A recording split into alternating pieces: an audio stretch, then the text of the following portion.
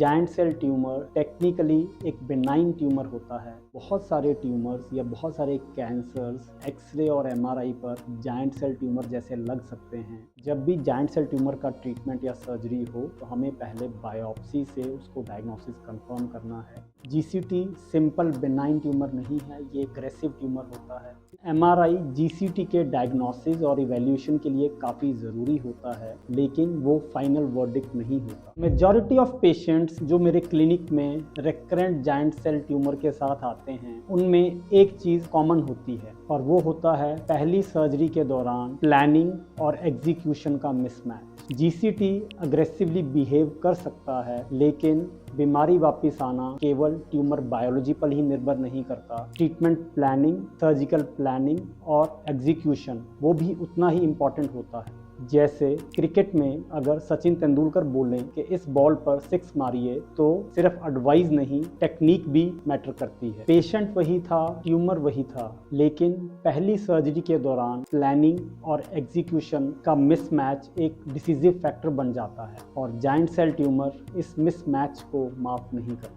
नमस्कार दोस्तों, मैं हूं डॉक्टर रजत गुप्ता और मैं एक बोन कैंसर स्पेशलिस्ट हूं। मैं हर हफ्ते आपके लिए बोन ट्यूमर या बोन कैंसर और उससे इलाज से जुड़े ऐसे ही इंफॉर्मेशनल वीडियोस लेकर आता हूं, सिंपल भाषा में, बिना किसी हाई फाई मेडिकल लैंग्वेज के। और आज के वीडियो में मैं आपको बताऊंगा कि जीसीटी या जायंट सेल ट्यूमर के इलाज में होने वाली कॉमन मिस्टेक्स के बारे में। तो चलिए आज का वीडियो शुरू करते हैं। जीसीटी या जायंट सेल ट्यूमर टेक्निकली एक बेनाइन ट्यूमर होता है, मतलब कि ये कैंसर नहीं होता, लेकिन ये अग्रेसिवली बिहेव करता है। इसलिए अगर इसका इलाज इम्प्रॉपर या इनकम्प्लीट तरीके से हो तो हमारा रेकरेंस का रिस्क काफ़ी बढ़ जाता है। अगर आपको या आपके किसी फैमिली मेम्बर को जीसीटी डायग्नोज हुआ है तो ये वीडियो आपके लिए काफ़ी इंपॉर्टेंट होने वाला है। जीसीटी के ऑपरेशन में होने वाली सबसे कॉमन मिस्टेक है इनकम्प्लीट क्यूरेटाज। जब भी किसी पेशेंट को जायंट सेल ट्यूमर डायग्नोज होता है तो अक्सर उसे क्यूरेटाज या फिर हड्डी की सफाई वाला ऑपरेशन सजेस्ट होता है, लेकिन क्यूरेटाज का मतलब केवल रसौली को या ट्यूमर सेल्स को चम्मच से निकाल देना भरी नहीं होता, क्योंकि जीसीटी लोकली एग्रेसिव होता है। उसके सेल्स आसपास की सराउंडिंग बोन को अंदर तक घुस के खराब कर रहे होते हैं। ऐसे में जब भी हम हड्डी की सफाई या क्यूरेटाज करते हैं तो हमें एक इंस्ट्रूमेंट जिसे हम हाई स्पीड बर कहते हैं उसे इस्तेमाल करना होता है। हाई स्पीड बर का यूज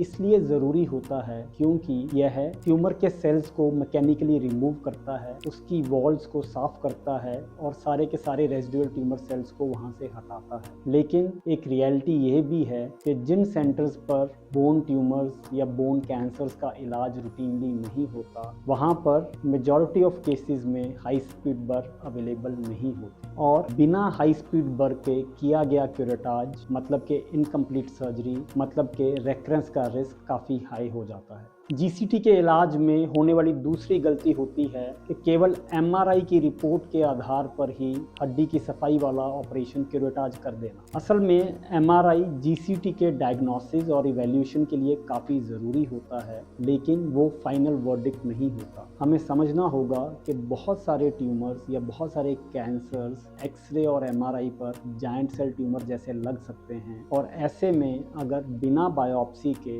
ऐसे मरीज की हड्डी की सफाई वाला ऑपरेशन हो जाए तो हो सकता है कि बाद में रिपोर्ट में वो कैंसर आ जाए। ऐसे में किया गया ऑपरेशन मरीज के लिए काफ़ी घातक या काफ़ी खतरनाक हो सकता है और उसकी लाइफ पूरी तरह से बदल सकती है। इसलिए जायंट सेल ट्यूमर के इलाज में हमें कभी भी शॉर्टकट्स नहीं लेने चाहिए। हमें हमेशा बायोप्सी से पहले जायंट सेल ट्यूमर के डायग्नोसिस को कंफर्म करना है और उसके बाद ही उसका डेफिनेटिव ट्रीटमेंट या डेफिनेटिव सर्जरी करना। जीसीटी के इलाज में तीसरी गलती होती है एफएनएसी के आधार पर ऑपरेशन कर देना। एफएनएसी एक स्क्रीनिंग टूल हो सकता है, लेकिन जीसीटी का डेफिनेटिव डायग्नोस्टिक टेस्ट होता है बायोप्सी, क्योंकि एफएनएसी पर हमें पूरा मटेरियल नहीं मिलता और बहुत बार उसकी रिपोर्ट पर लिखा होता है जायंट सेल रिच लीजन, जिसे कि जायंट सेल ट्यूमर मानने की गलती हो जाती है और फाइनल बायोप्सी में पता चलता है कि वो एक जायंट सेल रिच सार्कोमा था, यानी कि एक जायंट सेल रिच कैंसर था। पुराने ज़माने में बायोप्सी बायोप्सी एक चीरा लगाकर होती थी और एफएनएसी सुई से की जाती थी, लेकिन आज की डेट में हम एक बायोप्सी भी एक सुई से कर सकते हैं, जिसे हम कहते हैं नीडल बायोप्सी। इसलिए जब भी जाइंट सेल ट्यूमर का ट्रीटमेंट या सर्जरी हो तो हमें पहले बायोप्सी से उसको डायग्नोसिस कंफर्म करना है। एफएनएसी से मिली हाफ इंफॉर्मेशन पर लिया गया डिसीजन अक्सर लॉन्ग टर्म प्रॉब्लम का कारण बन सकता है। जीसीटी के इलाज में होने वाली चौथी गलती है डेनोजुमैब का इर्रेशनल यूज। डेनोजुमैब एक बहुत ही पावरफुल ड्रग है जाइंट सेल ट्यूमर के इलाज में, लेकिन ये हर केस के लिए नहीं होता है। डेनोजुमैब जाइंट सेल ट्यूमर को ऑसिफाई कर देता है, जो हमारे ट्यूमर है उसको ऑसिफाई कर देता है। गलत जगह डेनोजुमैब देने से हमारा ट्यूमर ऑसिफाई हो जाता है और ऐसे में हमारा क्यूरेटाज या हड्डी की सफाई वाला ऑपरेशन डिफिकल्ट हो जाता है, क्योंकि ट्यूमर सेल्स जो नई डेनोजुमैब इंड्यूस्ड बोन होती है उसमें छुप सकते हैं और वो आगे चलकर हमारी बीमारी वापस आने का या फिर रेकरेंस का कारण बन सकते हैं। इसलिए डेनोजुमैब सिलेक्ट केसेस में यूजफुल है और सर्जरी से पहले डेनोजुमैब देना चाहिए या नहीं, इसके लिए आपको एक ऑर्थोपेडिक ऑन्कोलॉजिस्ट से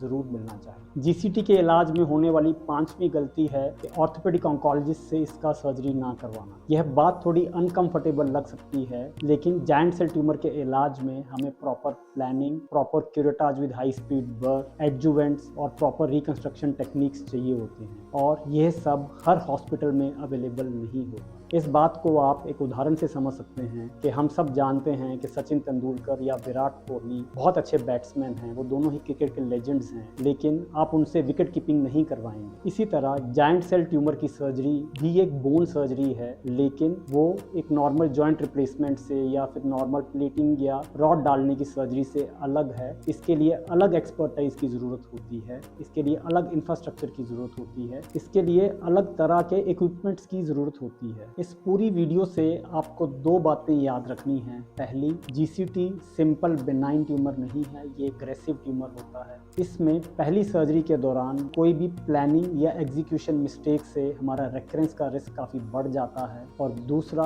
अगर बीमारी वापस आती है उसका ऑपरेशन पहले से ज़्यादा मुश्किल हो जाता है, पहले से ज़्यादा मॉर्बिड हो जाता है। इसलिए डिसीजन सिर्फ ये नहीं होना चाहिए कि सर्जरी करवानी है या नहीं, मेन डिसीजन फैक्टर होना चाहिए कि सर्जरी कहाँ से करवानी है। अगर आप जीसीटी पेशेंट हैं या फिर किसी ऐसे पेशेंट को जानते हैं जिनकी सर्जरी प्लान हो रही है, तो आप उन तक ये वीडियो ज़रूर शेयर कीजिए, क्योंकि सही इन्फॉर्मेशन सही वक्त पर किसी की ज़िंदगी बदल सकती है। तो मिलते हैं अगले हफ्ते एक नई वीडियो, एक नए टॉपिक के साथ।